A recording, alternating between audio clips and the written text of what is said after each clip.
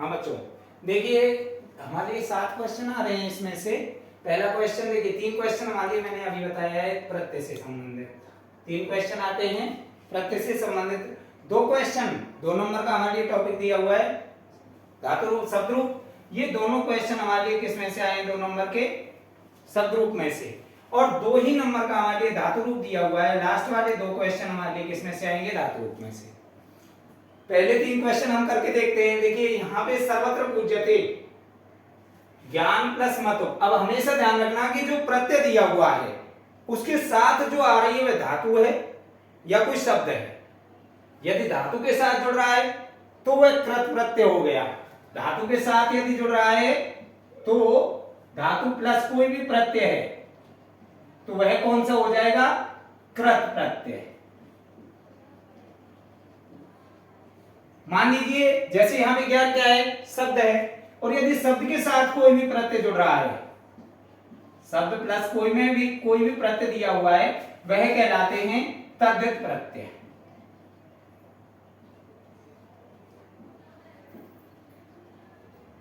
और मान लीजिए यदि कोई शब्द है और उसी शब्द के साथ में यदि कोई प्रत्यय जुड़ रहा है, लेकिन किस लिए जुड़ रहा है? स्त्रीलिंग बनाने के लिए।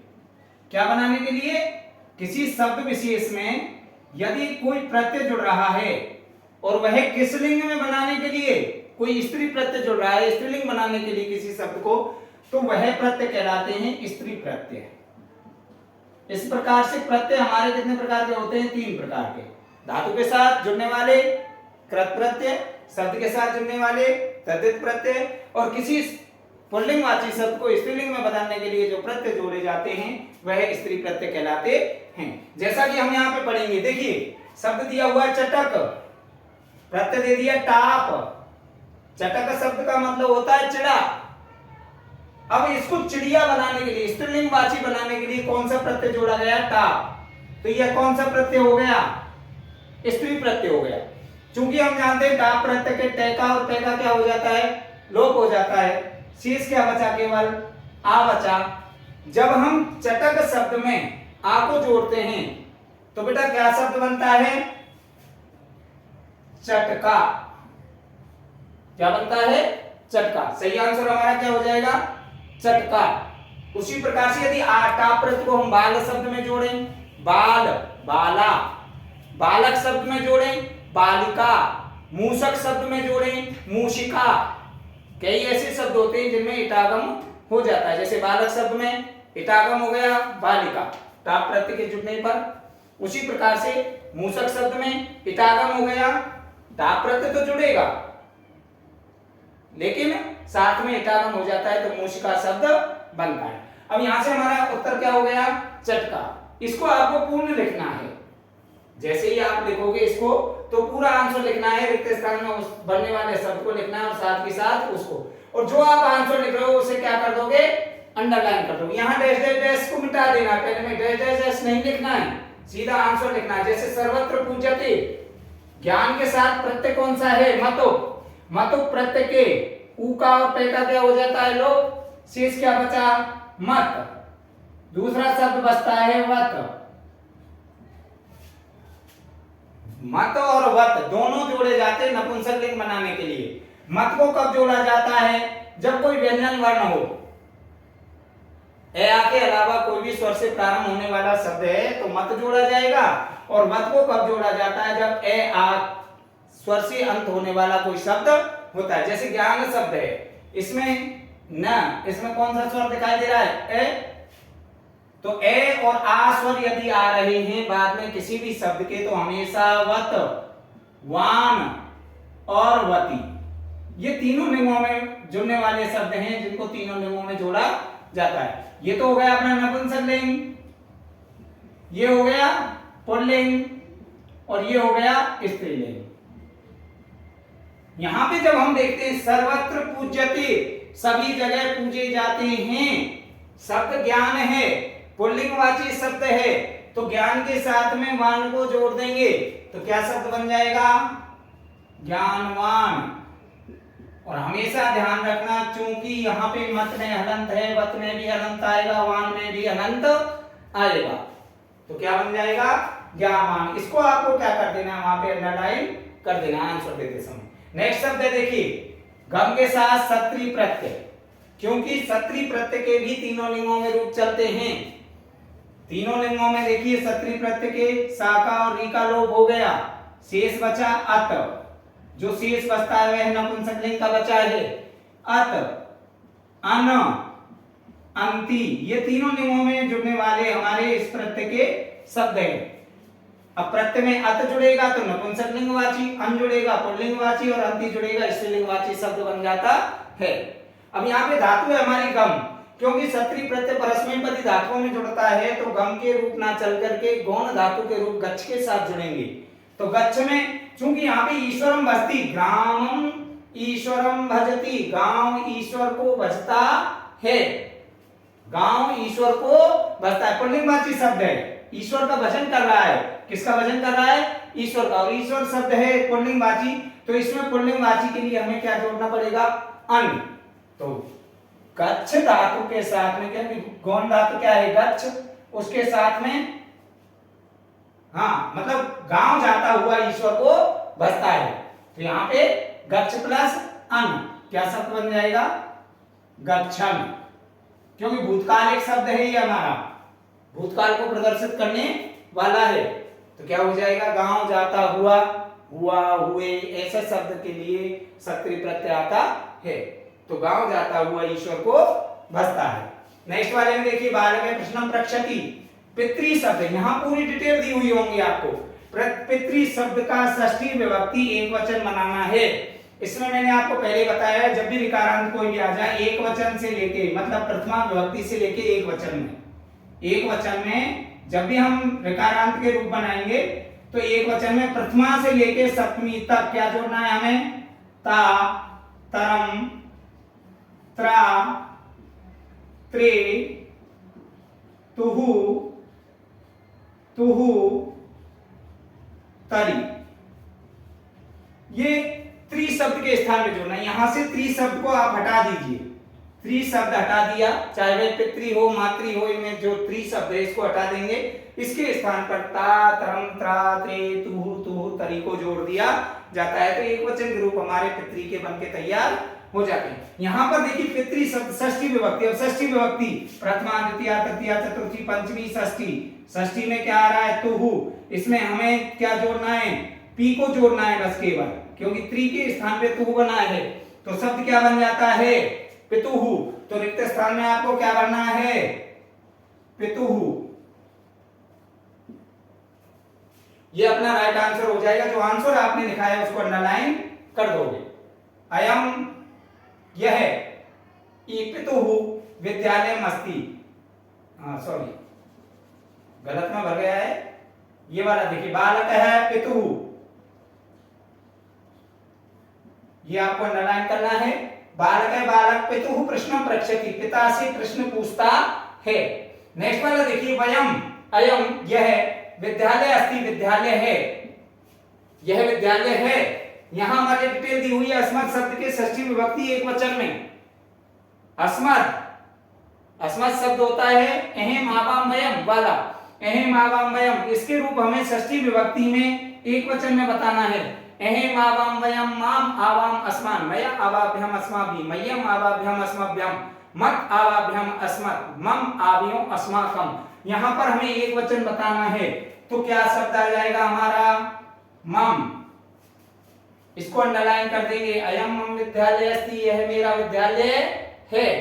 नेक्स्ट वाला देखिए, क्योंकि यहाँ पर जो धातु रूप पूछ जाएंगे उसमें हमारी आधी डिटेल दी हुई होगी, लिख धातु के लंग लकार में, यहाँ वचन और पुरुष हमें वाक्य के अनुसार देखना है, वाक्य को देखते हैं, यहाँ कर्ता देखते हैं, कर्ता के अनुसार ही क्रिया आती है हमेशा, तो कर्ता क्या है, युवाम, युवाम जो शब्द है वह हमारा मध्यम पुरुष में आता है, क्योंकि जो हमारे सामने होता है जिससे हम कुछ बोल रहे हैं वह हमेशा सुनने वाला मध्यम पुरुष कहलाता है। तो युवाम पत्रम, लिख धातु में युवाम जो शब्द है मध्यम पुरुष का द्विवचन है, जब मध्यम पुरुष का द्विवचन हमें यहाँ से पता चल गया करता है तो क्रिया भी मध्यम पुरुष के द्विवचन ही आएगी। लिख धातु में लंग लकार में मध्यम पुरुष का द्विवचन, लंग लकार में हमें कभी भी जब धातु के साथ पहचान जोड़नी होती है तो उसकी जुड़ती है अत, अतम, अन, अह अतम अत। अब देखिए मध्यम पुरुष का द्विवचन अतम किस में जोड़ेंगे, लेख में, तो लेख में अतम जुड़ गया तो क्या बन गया, लेख तम। क्या शब्द बन गया, लेखतम, क्योंकि लेख धातु में जोड़ा है ना, अतम को जोड़ दिया तो लेखतम शब्द बन जाएगा। इसको अंडरलाइन कर दोगे। नेक्स्ट देखिए देवलाख्यो ग्राम।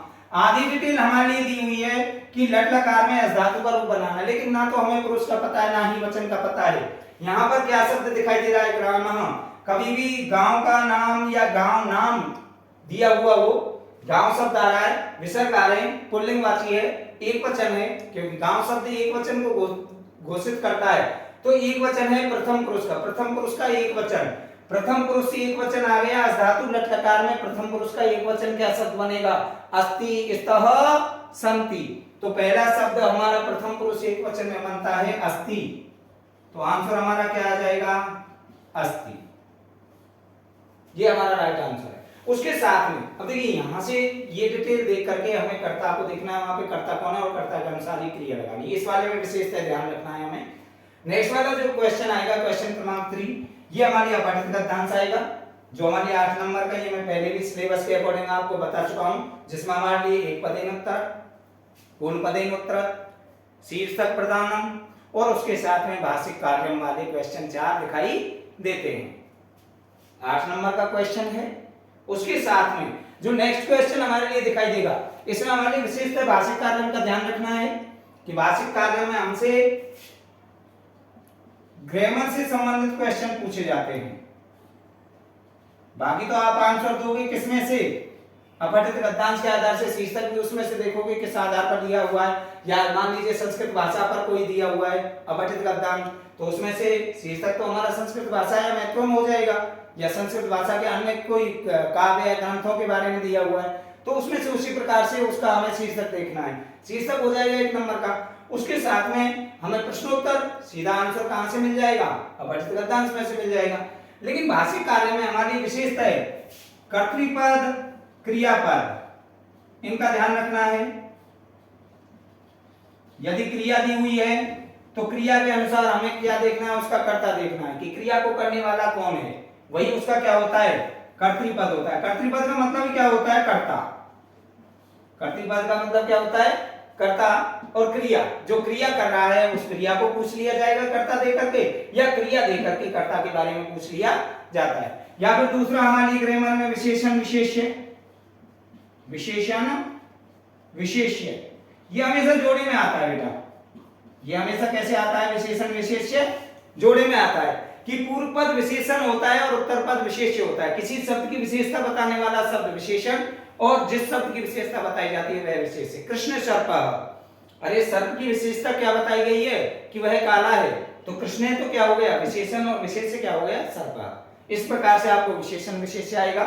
यह सर्वनाम और संज्ञा, सर्वनाम और संज्ञा, इसमें भी आपको विशेषता ध्यान रखना है कि सर्वनाम संज्ञा के स्थान पर आने वाले काम आने वाले शब्दों को ही हम क्या कहते हैं, सर्वनाम कहते हैं। जैसे मान लीजिए राम है विद्यालयं गच्छति, राम विद्यालय जाता है, यहाँ पर राम है के स्थान पे हमने लिख दिया सह विद्यालयं गच्छति, तो सह क्या है, सर्वनाम है। अब पूछा गया आपसे कि सह जो आया है वह किस संज्ञा पद के लिए आया है, तो यहाँ पर आपको क्या लिखना है, संज्ञा में किसके लिए आया है, राम। इसी प्रकार से वहां पर जो शब्द पूछा गया है, विशेषण शब्द, वो सर्वनाम शब्द पूछा गया है, वह किस संज्ञा के स्थान पर आया है, किस संज्ञा के लिए आया है, वह संज्ञा आपको बतानी है। इस प्रकार से हमारे लिए क्वेश्चन वहां पर भाषिक कार्य में पूछे जाते हैं। या फिर किसी का विलोम शब्द पूछ लिया जाएगा पर्यायवाची, लेकिन पूछा जाएगा अपठित गद्यांश के आधार से। इस प्रकार से हमें इसका विशेषता ध्यान रखना है। नेक्स्ट क्वेश्चन हमारे लिए देखिए, अपठित गद्यांश के बाद में हमारे लिए जो सेकंड क्वेश्चन पूछा जाता है वो पूछा जाता है संख्यावाची शब्द। क्या पूछा जाता है, संख्यावाची। सबसे इजी है, थोड़ा सा ध्यान यदि आप दोगे तो वो आराम से कर पाओगे। संख्यावाची शब्द हमें पता है, हमारे सिलेबस के अकॉर्डिंग 100 से ऊपर की संख्या हमारे लिए आने वाली हैं, और 100 से ऊपर कोई भी संख्या पूछी जाती है, 100 से ऊपर कोई भी संख्या पूछी जाती है तो उसमें विशेषता हमें क्या ध्यान रखना। देखिए सबसे पहले जब भी हम संख्या ज्ञान पढ़ते हैं तो हमें 1 से लेकर 20 तक की संख्या अवश्य आनी चाहिए, क्योंकि चाहे हम 100 से ऊपर की संख्या लिख रहे हैं लेकिन इन संख्याओं का अवश्य प्रयोग किया जाता है 1 से लेकर के 10 संख्याओं का। क्योंकि मान लीजिए 126 पूछा गया तो 6 के लिए क्या लिखोगे, इकाई की संख्या लिखी जाती है। संस्कृत में हमेशा इकाई, दहाई, सैकड़ा इस तरीके से संख्या लिखी जाती है। तो 1 के लिए हमेशा 1, एकह, एका, तीनों नियमों में रूप चलते हैं 1 से लेकर के 4 तक। एकम, 2, द्वौ, द्वे, द्वे, त्रयः, तिस्रः, त्रीणि, 4, चत्वारः, चतस्रः, चत्वारि। ये हमारे तीनों लिंगों में है, पुल्लिंग, स्त्रीलिंग, नपुंसकलिंग। उसके बाद में एक ही लिंग में चलते हैं केवल 5 से लेके 5 को लिखेंगे पंचः,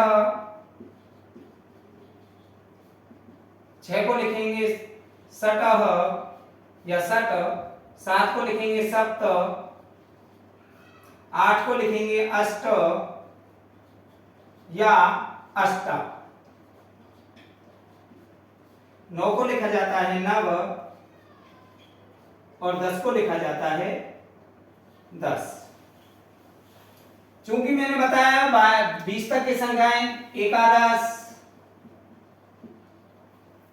द्वादश, त्रयोदश, चतुर्दश,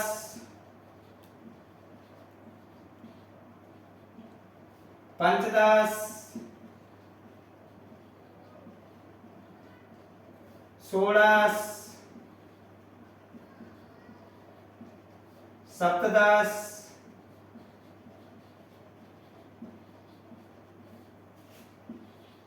अष्टदश या अष्टादश, नवदश। इसको हम दो प्रकार से लिख सकते हैं, या तो नवदश इकाई की संख्या और दहाई की संख्या, या फिर एकोन, एककम, एकऊन, एकोन विंशति, एककम 20, 19 को लिखा जा सकता है। उसके बाद 20 को लिखा जाता है विंशति। उसके बाद आपको आनी चाहिए 30, 40, 50, 60, 70, 80, 90, 100। ये संख्या आनी चाहिए, क्योंकि हमसे पूछा जाएगा इन्हीं आधार से। लेकिन सामान्य हमें इनका अध्ययन पहले करना है, क्योंकि 100 से ऊपर की संख्या दी हुई है, लेकिन वहां पे इकाई दहाई की संख्या तो इन्हीं में से आने वाली है। तो 30 को लिखा जाता है 63, 40 को लिखा जाता है 44,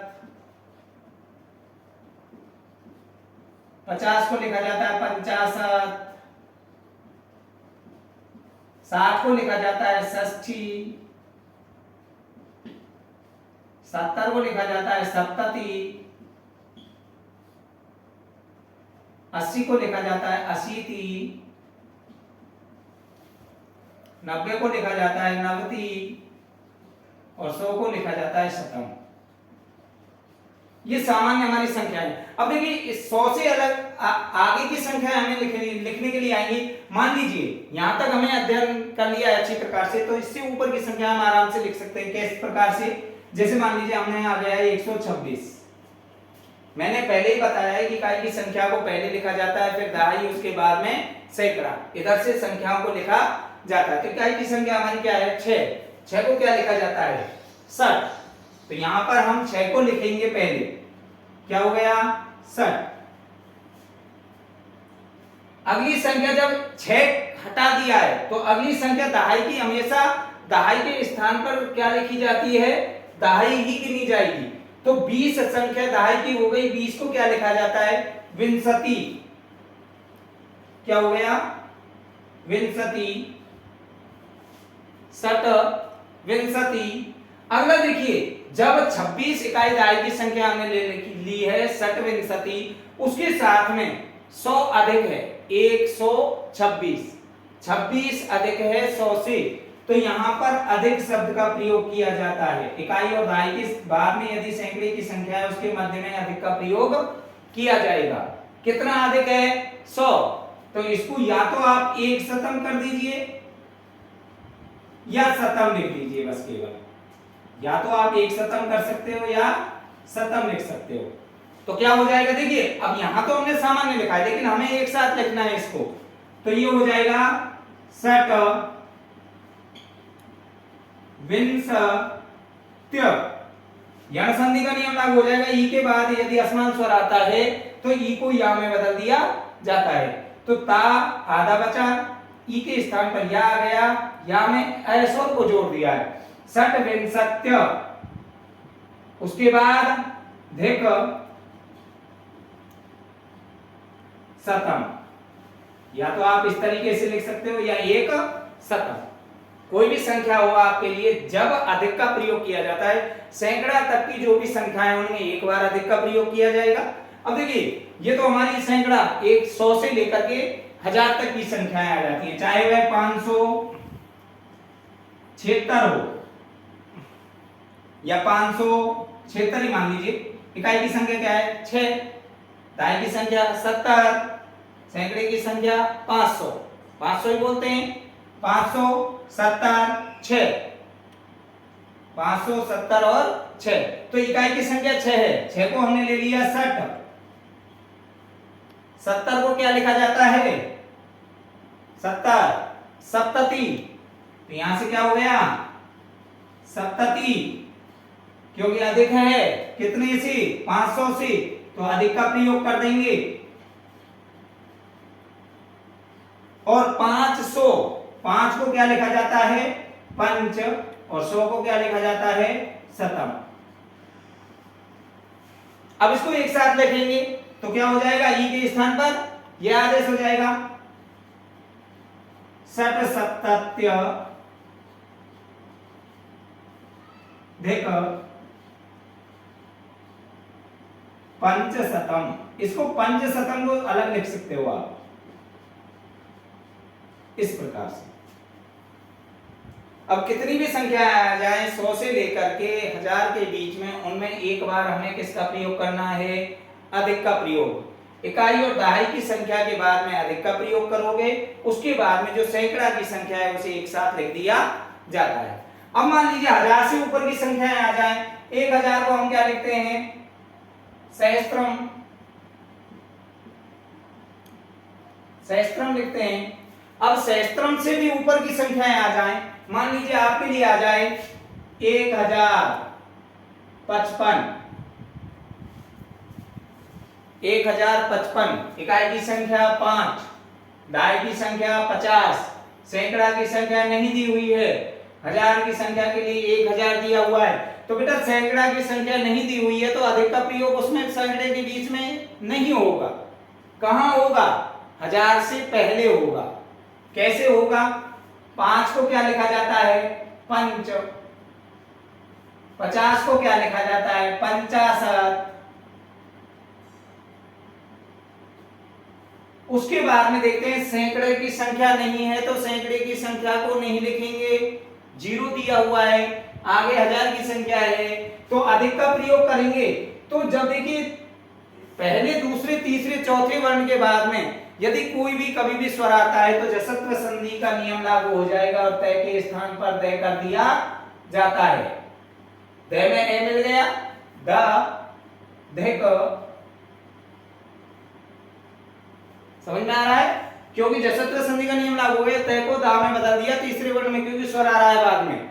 तो पंच पंचाशत धिक कितना है सहस्त्रम, या तो आप एक सहस्त्रम लिख दीजिए या सहस्त्रम लिख दीजिए बस केवल, क्योंकि कोई अधिक संख्या हो तो उसके लिए हम अंक का प्रयोग करते हैं, जैसे द्वि त्रय चत्वारः, लेकिन यहाँ पे सहस्त्रम है केवल 1000 है तो एक सहस्त्रम भी कर सकते हैं या सहस्त्रम भी कर सकते हैं।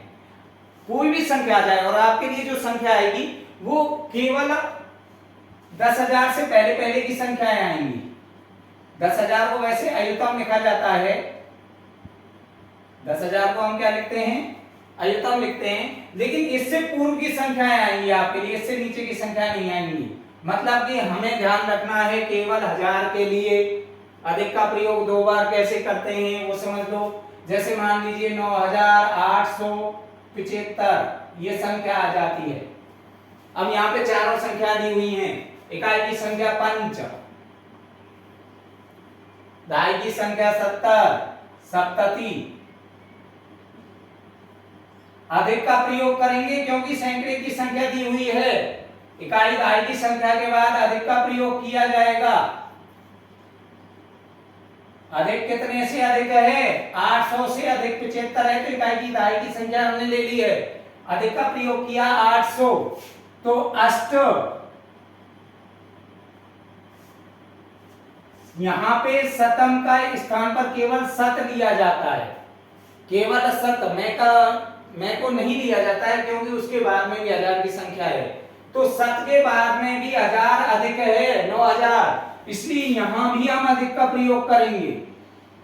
अधिक कितना अधिक है, 9000, तो 9 और 1000 को क्या लिखा जाता है, सहस्त्रम। ये हमारा सामान्य हो गया, हमने अलग अलग लिख दिए हैं, लेकिन संधि का नियम नहीं लगाया है। तो संधि का नियम कहां कहां लागू होगा, एक तो यहाँ पे ये बन जाएगा त्य, भाई ती के और ए के स्थान पे क्या हो जाएगा, त्य, तो क्या हो जाएगा, पंच सप्तत्यधिक। उसके बाद में देखते हैं कि अष्ट, यहां एक नियम निकलता है, ए के बाद ए है तो का हो जाएगा, दोनों के स्थान पे क्या हो जाएगा, का। अधिकाष्ट, यहां पर देखते हैं शताधिक, तो शताधिक यहां पे क्या हो जाएगा, शताधिक। उसके बाद में ये सीधा सीधा आ जाएगा नवसहस्त्रम। पंच सप्तत्यधिकाधिक नहीं, पंच सप्तत्यधिक शताधिक नवसहस्त्रम, या आप अलग अलग कर देना, कोई परेशानी नहीं। यदि आपसे संधि का नियम लागू नहीं हो रहा है तो सीधा लिख देना पंच सप्तति अधिक अष्ट शताधिक कर देना, शत अधिक नवसहस्त्रम। संधि का नियम लागू करोगे उससे अच्छा लगता है, तो ये यदि कर पाओ तो ये अवश्य करना संधि का नियम में। आगे कोई भी संख्याएं आपके लिए आ जाएं, उनमें यदि 1000 और सैकड़े की दोनों संख्या दी हुई है तो 2 बार अधिक का प्रयोग करना है, और सैकड़े की संख्या नहीं दी हुई है तो मात्र 1 बार ही आपको अधिक का प्रयोग करना है। ये हमारे लिए संख्या ज्ञानम का टॉपिक कंप्लीट हो जाता है। उसके बाद में जो क्वेश्चन हमारे लिए आएगा वह विभक्ति और उसके कारण, विभक्तियों से संबंधित क्वेश्चन पूछे जाते हैं। तो विभक्ति के आधार से मैं आपको पहले भी बता चुका हूं, और इस वाली क्लास में ध्यान से थोड़ा सा देखना। कुछ शब्द विशेष पर देखिए, विभक्तियों को 2 भागों में बांटा गया है। एक तो होती है अपनी कारक विभक्ति, 2 भागों में जो कारक के चिन्ह होते हैं उसके आधार पर यदि किसी विभक्ति का प्रयोग किया जाता है तो वह कारक विभक्ति कहलाती है, और यदि किसी शब्द विशेष के आधार से विभक्ति का प्रयोग किया जाता है तो वह उपपद विभक्ति कहलाती है। इस प्रकार से विभक्तियों को 2 भागों में बांटा गया है। एक तो पहली होती है कारक विभक्ति और दूसरी होती है उपपद विभक्ति। कारक विभक्ति, कारक अपने हमारे बताए गए हैं, सामान्यतः 8 कारक पढ़ते हैं, लेकिन संस्कृत में कितने कारकों को पढ़ा जाता है, 6 कारकों को पढ़ा जाता है। क्योंकि कारक किसे कहते हैं, जिसका क्रिया के साथ सीधा संबंध होता है वही क्या कहलाता है, कारक कहलाता है। अब लेकिन हम पढ़ रहे हैं विभक्तियां, तो विभक्तियों में तो हमें 7 विभक्तियां चाहिए। विभक्तियां कितनी होती हैं, 7 होती हैं। तो कारकों को हम किसको नहीं पढ़ेंगे, केवल संबोधन कारक को नहीं पढ़ा जाएगा, क्योंकि संबोधन के लिए भी प्रथमा विभक्ति का ही प्रयोग किया जाता है। तो विभक्तियों के आधार से जब कारक विभक्ति को पढ़ा जाएगा तो कितनी विभक्तियां पढ़ी जाएंगी, 7। यदि केवल आपसे पूछा जाए संस्कृत में कारक होते हैं कितने होते हैं, 6। यदि सामान्यतः हिंदी में कारक होते हैं कितने होते हैं, 8। विभक्तियों के आधार से कारक विभक्तियां होती हैं 7, क्योंकि विभक्तियों की संख्या होती है 7। तो इन 7 विभक्तियों के आधार से, क्योंकि हम कारक के आधार से पढ़ते हैं कारक विभक्ति, कर्ता कारक विभक्ति, कर्ता इधर ये समझना कि ये जो क्रमांक में लिखा हूं ये क्या है, आपकी विभक्तियां हैं। ये क्या है, विभक्तियां हैं। अर्थात प्रथमा विभक्ति कब आएगी, कर्ता कारक में। और कर्ता कारक कौन होता है, जो स्वतंत्र क्रिया करने में क्या होता है, स्वतंत्र होता है, जो अपनी इच्छानुसार क्रिया को करता है, वही क्या कहलाता है, कर्ता कारक कहलाता है। दूसरा हमारा कारक विभक्ति के आधार से हम पढ़ें तो कर्म कारक विभक्ति।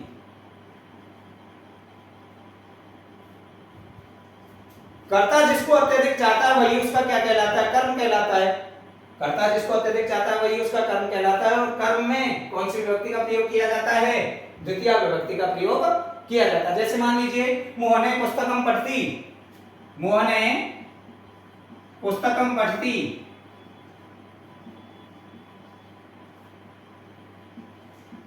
तीन चीजें हमारे लिए दी हुई हैं। मोहने ये क्या हो गया, कर्ता। पुस्तक को पढ़ता है, ये क्या हो गई, पढ़ना उसकी क्रिया। अब कर्ता जिसको क्रिया के द्वारा अत्यधिक चाहता है, क्रिया क्या कर रहा है, वो पढ़ने की क्रिया कर रहा है, लेकिन पढ़ किसको रहा है, पुस्तक को। तो पुस्तक को अत्यधिक चाह रहा है तभी तो उसे पढ़ रहा है। तो क्रिया के द्वारा जिसको अत्यधिक चाहा जाता है वही उसका क्या कहलाता है, कर्ता का कर्म कहलाता है। तो यहां पर पुस्तक क्या हो गया, इसका कर्म हो गया। कर्ता के द्वारा जिसको अत्यधिक चाहा जाए वही कर्म कहलाता है। तो कर्म कारक कौन सा हो गया, पुस्तक। पुस्तक में कौन सी विभक्ति का प्रयोग किया गया है, द्वितीय। तृतीया की बात करें तो तीसरा कारक अपना होता है करण कारक। करण कारक की जो सामान्य पहचान होती है वो क्या होती है, से। लेकिन ये आता है क्रिया की सिद्धि में जो सहायक हो, क्रिया की सिद्धि में जो क्या होती है, सहायक होता है, वही करण कारक कहलाता है। अब जब मान लीजिए क्रिया कर रहा है वो लिखने की, मैंने कहा मोहन कलम से लिखता है, मोहन कलम से लिखता है, तो किसकी सहायता से लिख रहा है, कलम की सहायता से। कलम की सहायता से तो लिखने का कार्य किया जा रहा है। तो लिखने की क्रिया में जो सहायक है क्या है, कलम। तो कलम में कौन सी विभक्ति का प्रयोग किया जाएगा, तृतीय। कारक कौन सा हो जाएगा, करण कारक। तो मोहन तो कर्ता हो गया, प्रथमा विभक्ति का प्रयोग किया जाएगा। मोहने किसके द्वारा लिख रहा है, कलम के द्वारा। तो कलम में तृतीय विभक्ति का प्रयोग कर दिया, क्या हो गया, कलमेन। और क्रिया क्या कर रहा है वो, लिखना। एक वचन है कर्ता प्रथम पुरुष का, तो प्रथम पुरुष के एक वचन की ही क्रिया आएगी। मोहने कलमेन लिखती। नेक्स्ट कारक यदि हम बात करें संप्रदान। संप्रदान जो कारक है उसके लिए हमेशा चतुर्थी विभक्ति का प्रयोग किया जाता है। ये चतुर्थी विभक्ति आती है जब हम दान आदि के द्वारा किसी को संतुष्ट करें।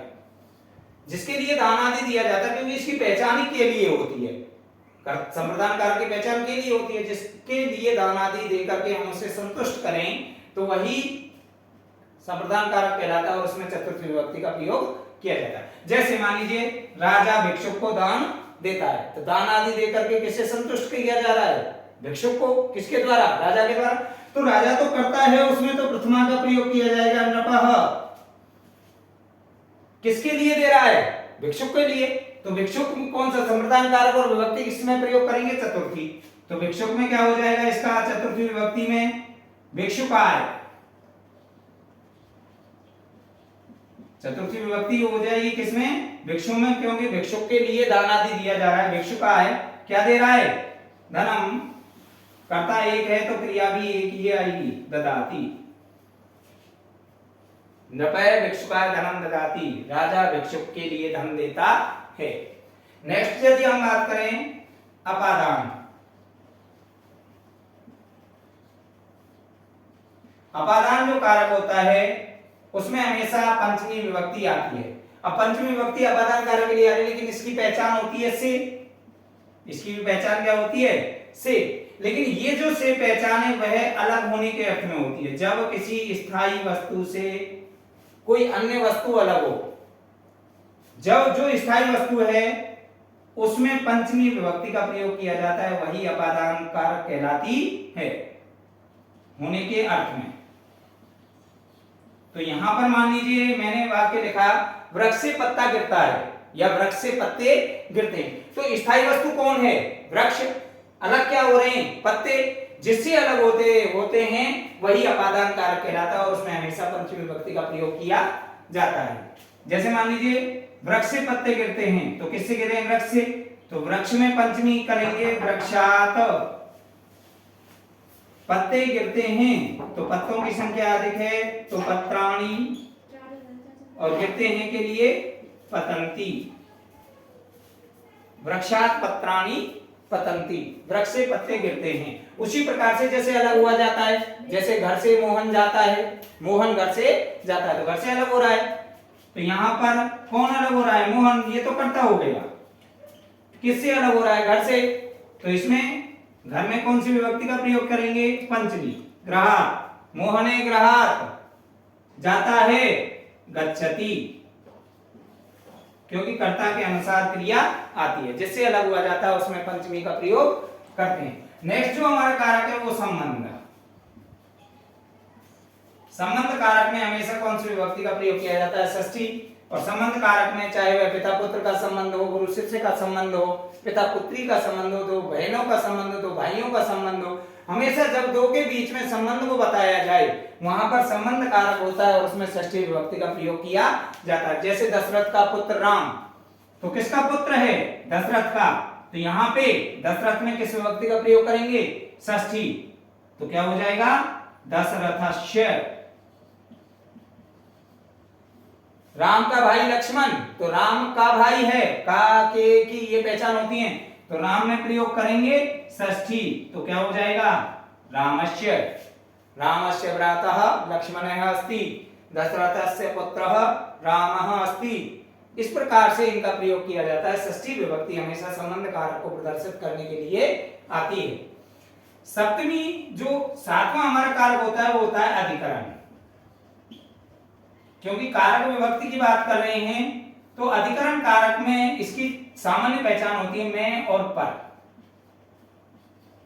किसी स्थायी वस्तु पर यदि स्पर्श किया हुआ होता है कोई भी, तो उस स्पर्श की हुई वस्तु को अधिकरण कारक कहा जाता है और उसमें हमेशा सप्तमी विभक्ति का प्रयोग किया जाता है। इसके अलावा यदि किसी में किसी वस्तु का मेल है, मिश्रण है, जो उसमें संयुक्त है पूर्ण रूपेण, उसको यदि वस्तु को कहा जाए तो उसमें भी अधिकरण कारक कह करके सप्तमी विभक्ति का प्रयोग किया जाता है। जैसे मान लिया जाए हमने कह दिया तिलों में तेल, तो हमें दिखाई नहीं देता है, लेकिन दिखाई नहीं देने पर भी वह होता है।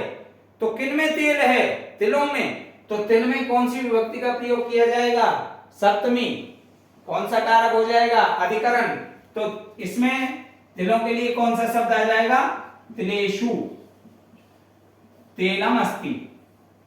तिलेषु तेलम अस्ति, तिलों में तेल है। यदि सामान्य तौर पे अन्य बात कही जाए, चटाई पर बैठता है, कुर्सी पर बैठता है, ऐसा शब्द आता है क्योंकि पर स्पर्श किया हुआ है। तो चटाई पर बैठता है, चटाई के लिए कट शब्द होता है कटे, और बैठने के लिए आस्ते, कटे आस्ते, चटाई पर बैठता है। सामान्यतः ये हमारे कारक विभक्तियां होती हैं। उसके बाद में हम चर्चा करते हैं उपपद विभक्तियों की। और उपपद विभक्तियां प्रथम जो हमारी विभक्ति होती है उसमें सामान्यतः किसी का नाम विशेष दे दिया जाए, किसी स्थान विशेष का नाम दे दिया जाए, उसमें या वचन दे दिया जाए, उसके लिए प्रथमा विभक्ति का प्रयोग किया जाता है। चाहे वह एक वचन के लिए जैसे एकः, द्विवचन के लिए द्वौ, और बहुवचन के लिए बहवः ऐसा शब्द आ जाए, या किसी का नाम आ जाए स्त्रीलिंग का पुल्लिंग का, राम है, श्याम है, लता, रमा, ये नाम आते हैं, इसमें प्रथमा विभक्ति आती है। प्रथमा विभक्ति में और उपपद विभक्तियों का कोई पहचान नहीं होती है। विशेषतः हमारी जो उपपद विभक्तियां प्रारंभ होती हैं वो किससे होती है? द्वितीय विभक्ति से। जो द्वितीय विभक्ति है उसमें हमारे पहला ही सूत्र होता है अभितय, परतः, समया, निक्षा। कुछ शब्द विशेष पर आधारित होती हैं, अभितः, परतः, समया, निक्षा, हा, प्रति, और एक होता है जैसे धिक,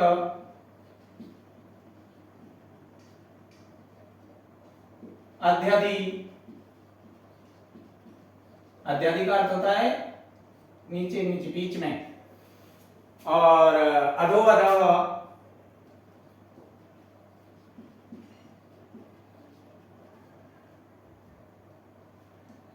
ऊपर भी ऊपरी,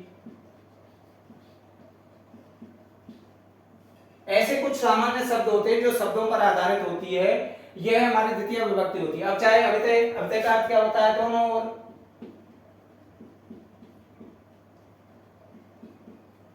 परत है चारों ओर। समया और निक्षा दोनों समानार्थक हैं, ये आती हैं पास में या समीप में।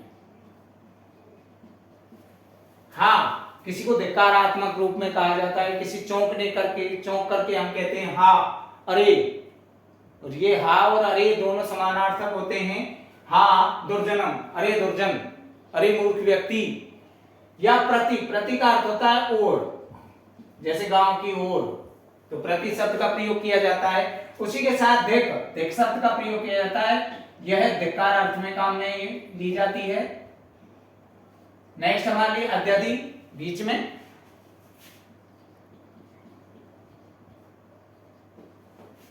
अधो अधः सबसे नीचे,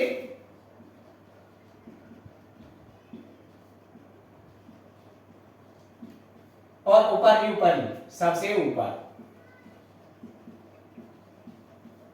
इनमें से कोई भी शब्द यदि आपको कहीं भी दिखाई दे तो हमेशा इनके योग में जहां जिसके दोनों ओर, जिसके चारों ओर, जिसके पास में, जिस पर धिक्कार किया जा रहा है, जिसकी ओर जाया जा रहा है, जिसे धिक्कार की जाए, जिसके बीच में हो, या जिस सबसे नीचे जो उपस्थित है, जिसके सबसे नीचे उपस्थित है, या जिसके सबसे ऊपर उपस्थित है, उसमें हमेशा द्वितीय विभक्ति का प्रयोग किया जाता है। सामान्य तौर पे हम बात करते हैं, जैसे राजमार्ग के दोनों ओर वृक्ष हैं, राजमार्ग के दोनों ओर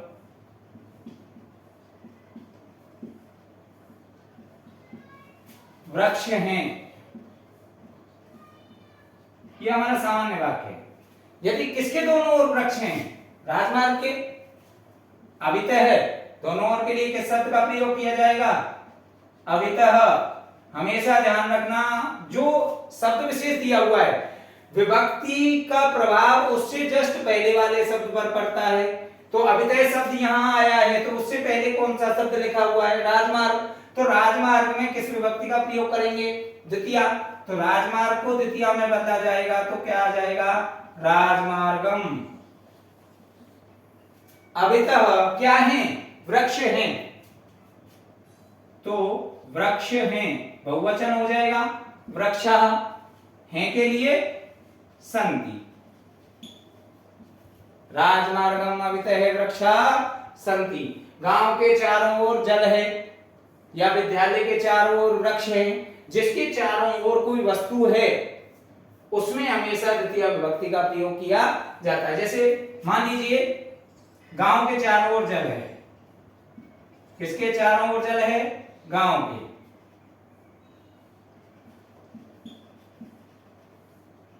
चारों ओर जल है, ये वाक्य है। किसके चारों ओर है? गांव के। तो गांव में किस विभक्ति का प्रयोग करेंगे? द्वितीया, क्योंकि चारों ओर के लिए क्या शब्द आ रहा है? परितः। और परितः से जस्ट पहले वाले शब्द में विभक्ति का प्रयोग किया जाता है। तो पहला शब्द क्या है? गांव के। तो इसका क्या द्वितीय विभक्ति में क्या बन जाएगा? ग्रामम। परितः क्या है? जल है, तो जलम एक वचन में गिना जाएगा, और अस्ति। उसी प्रकार से अन्य शब्दों में हम कहें वह गांव की ओर जाता है, की ओर के लिए किस शब्द का प्रयोग किया जाता है? प्रति। किसकी ओर जा रहा है? गांव की ओर। तो ग्रामम। कौन जा रहा है? वह, सह। वह गांव की ओर, सह ग्रामम प्रति जाता है। कर्ता एक है तो क्रिया भी एक वचन आएगी, गच्छति। सह ग्रामम प्रति गच्छति, वह गांव की ओर जाता है। दुर्जनों को धिक्कार है, दुर्जनम धिक। अरे मतलब हा, चौंक करके कहा जाता है, हा दुर्जनम, अरे दुर्जनो। इस तरीके से हमेशा इन शब्दों के साथ में द्वितीय विभक्ति का प्रयोग किया जाता है। विशेषतः इस चीज का ध्यान रखना है एक सामान्य जो दूसरा नियम हमारा निकलता है वह कुछ अन्य सूत्र होते हैं, जैसे कि अबाली अधिसिंग स्थासाम कर्म, अधिसिंग स्थासाम कर्म, एक तो ये सूत्र होता है। यहां पे हमारी कुछ उपसर्ग दिए हुए हैं, उसके साथ में धातु हैं। जैसे पहला उपसर्ग क्या दिया हुआ है, अधि। यदि अधि उपसर्ग के साथ में, अधि उपसर्ग के साथ में कौन कौन सी धातुएं दी हुई हैं, सिंह, सिंह धातु का अर्थ होता है सोना, स्था, स्था का अर्थ होता है, इसके लिए गौण धातु आती है तिष्ठ, इसका अर्थ होता है बैठना। अगली धातु क्या दी हुई है, आस, आस का अर्थ होता है रहना। इन तीनों धातुओं से पूर्व यदि अधि उपसर्ग आ जाए तो हमेशा इनके योग में द्वितीय विभक्ति होती है। जैसे मान लीजिए मैंने कहा हरि वैकुंठ में, हरि वैकुंठ में रहता है। मैंने कहा रहने के लिए कौन सी धातु आ रही है, आस, लेकिन उससे पूर्व क्या आना चाहिए, अधि उपसर्ग आना चाहिए। तो यहां कर्ता कौन है, हरि, एक वचन हो जाएगा, हरि। कहां रहता है, स्थान विशेष जो दिया हुआ है जहां रहता है उसमें द्वितीय विभक्ति का प्रयोग किया जाएगा। वैकुंठ में रहता है तो शब्द आ जाएगा वैकुंठम, द्वितीय विभक्ति का प्रयोग करेंगे। रहता है अधि प्लस आस धातु, तो अधि में आस धातु के साथ बनता है अध्यास्ते, हरि वैकुंठम अध्यास्ते। उसी प्रकार से अधिशेते, हरि वैकुंठ में सोता है, हरि वैकुंठम अधिशेते, हरि वैकुंठ में बैठता है, हरि वैकुंठम अधितिष्ठति। इस प्रकार से आपको इन अधि उपसर्ग के साथ में इन तीनों में से कोई भी धातु आती है तो वहां हमेशा जिस स्थान विशेष पर रहता है, बैठता है या सोता है, उस स्थान विशेष में हमेशा द्वितीय विभक्ति का प्रयोग किया जाता है। एक हमारी इसी में तीसरा जो उदाहरण होता है,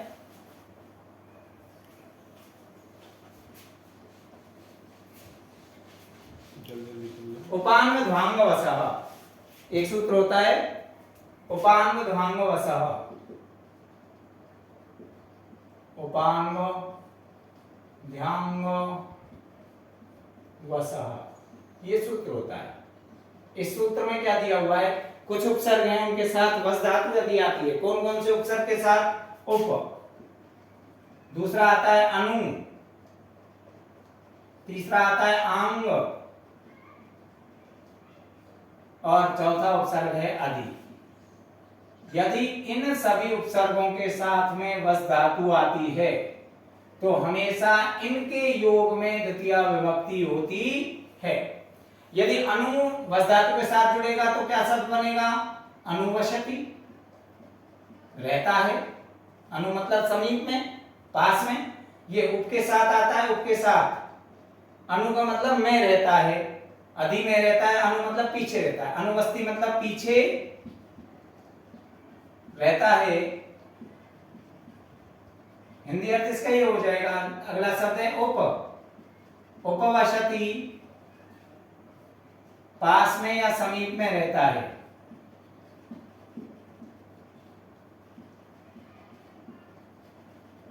अगला शब्द है आंग, आंग उपसर्ग का आशेष बसता है। आवशति, आवस्ति का मतलब ही रहता है बस केवल। और अधिवशति, अधिवशति में रहता है, में रहता है। ये इनके सामान्य अर्थ होते हैं। जैसे मैंने कहा वह मंदिर के पीछे रहता है, वह विद्यालय के पीछे रहता है। सह विद्यालयम अनुवशति, वह मंदिर के पास में रहता है। सह मंदिरम उपवशति, वह जयपुर में रहता है, भरतपुर में रहता है। तो इन दोनों में से किसी भी शब्द का प्रयोग कर सकते हैं। अधिवशति सह जयपुरम अधिवसति, सह जयपुरम आवसति। दोनों में से किसी भी शब्द का प्रयोग क्योंकि रहता है, तो इनका ध्यान रखना कि इनमें से कोई भी शब्द यदि दिखाई दे जाए, अनुवसति, उपवसति, आवसति, आदिवसति, इनके योग में हमेशा द्वितीय विभक्ति आती है जिस स्थान विशेष पर रहता है। नेक्स्ट वाले यदि हम बात करें, अब देखिए ये सामान्य हमारे लिए उदाहरण हो चुके हैं। बात करते हैं तृतीय विभक्ति। इन 3 नियमों का ध्यान रखना जो मैंने अभी बताए हैं, विशेषतः इनमें से सीधा पूछ लिया जाता है और आपके लिए क्वेश्चन में बता चुका हूं। देखिए 3 प्रकार से क्वेश्चन हमसे पूछे जाते हैं, इससे संबंधित 3 प्रकार से क्वेश्चन पूछे जाएंगे। एक जैसे मान लीजिए हमसे पूछ लिया ग्रामस्य समीपम उद्यानम अस्ति। यहां से आपको इस शब्द को अंडरलाइन कर दिया जाएगा और इसमें पूछा जाएगा आपसे रेखांकित पदे, रेखांकित पद में विभक्तिम च तत्कारणम लिखा, विभक्तिम च तत्कारणम लिखा।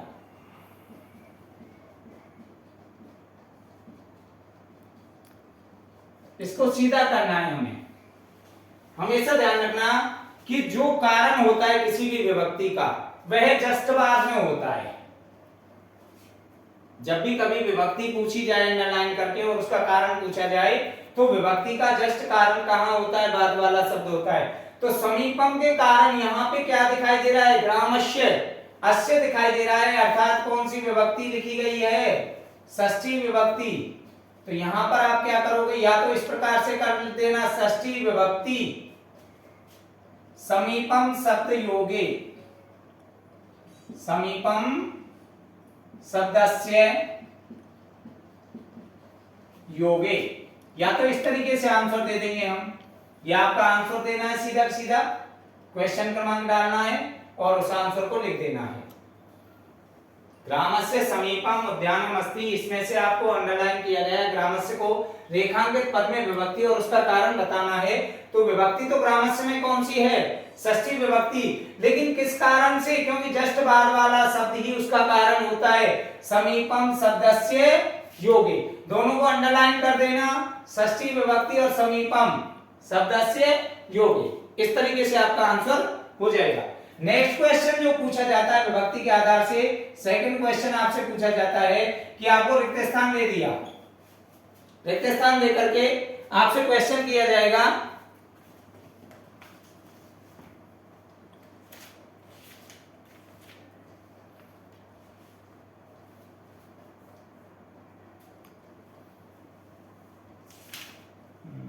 दो ही नंबर की है।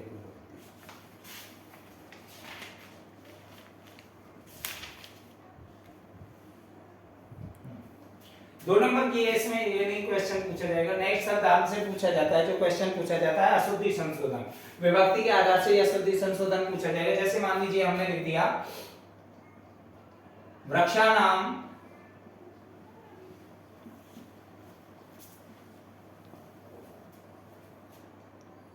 या वृक्षात, यहां पे वृक्षात दिया हुआ है, वृक्षात उपरी उपरी खगाः तिष्ठन्ति। यहां आपको कोई भी शब्द अंडरलाइन करके नहीं देगा, वो सीधा वाक्य दे देगा और आपसे पूछेगा अत्र अशुद्धि संशोधय लिखा, अशुद्धि संशोधय, अशुद्धि संशोधन आपको करना है।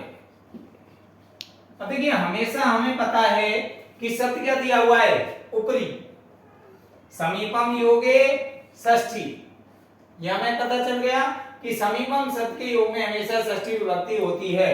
उसी प्रकार से ऊपरी शब्द के योग में भी हमेशा कौन सी विभक्ति होती है, षष्ठी विभक्ति होती है। ऊपरी शब्द के योग में षष्ठी, लेकिन यहां कौन सी दी हुई है, पंचमी दी हुई है। तो अशुद्धि कहां दी हुई है, इस वाले शब्द में, इस शब्द को हमें आंसर लिखते समय केवल इसे ही शुद्ध करना है, सीधा लिख देना है। तो आंसर में आप लिखोगे, आंसर लिखते समय लिखोगे वृक्षस्य उपरि खगाः तिष्ठन्ति, यह आपका आंसर हो जाएगा। वृक्षस्य उपरि खगाः तिष्ठन्ति, यहां इसको अंडरलाइन नहीं दिया हुआ किया जाएगा, आपको सीधा वाक्य दिया जाएगा। अशुद्धि संशोधन करना है तो अशुद्धि संशोधन आपको इस प्रकार से करना है। विशेषता ध्यान रखना दो ही प्रकार से, इस तरीके से, क्योंकि हमारे लिए जो अशुद्धि संशोधन है विभक्ति है उसमें 2 नंबर का पूछा जाएगा। हाँ, इससे आगे हम आपको नेक्स्ट क्लास में बताएंगे। अब अच्छी प्रकार से आप अपने अध्ययन पर ध्यान रखें, जो भी आपकी कमियां हैं उनको दूर करें। ऑल द बेस्ट सभी बच्चों के लिए, नेक्स्ट एग्जाम के लिए तैयारी करते रहो, पढ़ते रहो और आगे बढ़ते रहो।